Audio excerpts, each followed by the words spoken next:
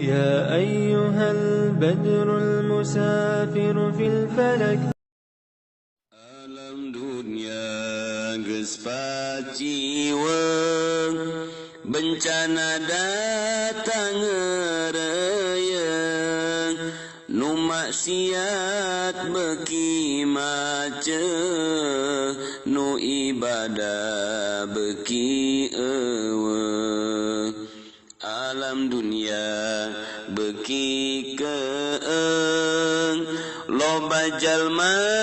nu malaweung nu doraka beuki anteng kana ibadah teu mayeng alam dunia beuki ruksak nu doraka pabalatak pamarentah geus teu mihak ka umat Islam geus nincak alam dunia geus pakewuh ku bencana angin puyuh loba tangkal anu rubuh katut imah gera runtuh alam dunia beuki ancur jalma-jalma geus lalacur silih hewaan jeung dulur poho kana alam kubur alam dunia beuki poek geus loba jalma nu pasek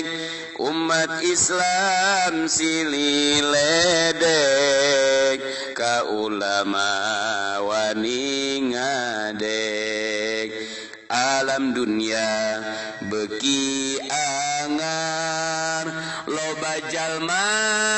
anu sasar kana takdir geus teu sadar maksiat dianggap wajar alam dunia geus teu caang loba beja anu mangmang ngabohong geus teu kapalang berita geus nyararimpang alam dunia moal anger pasti engke bakal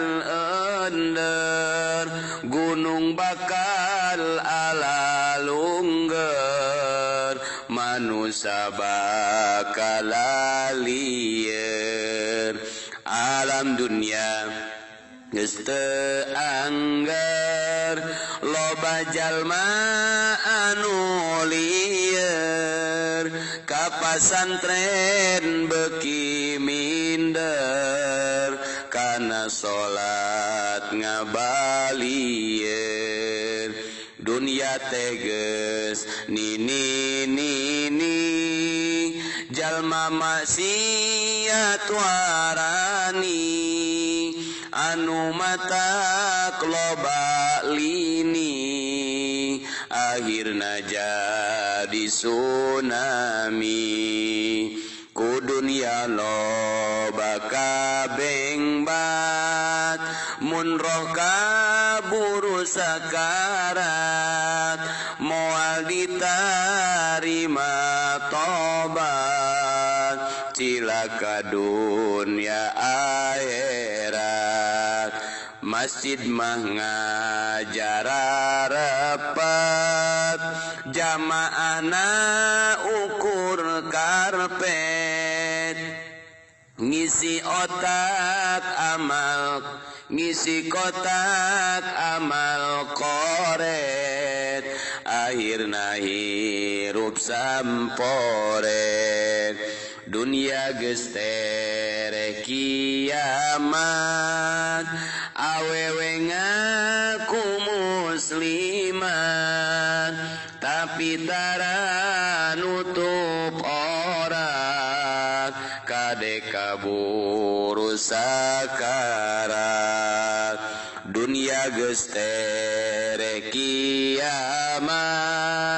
hayu gancang geura tobat geura jauhan maksiat me bagya dunya akhirat Rabbana dhalamna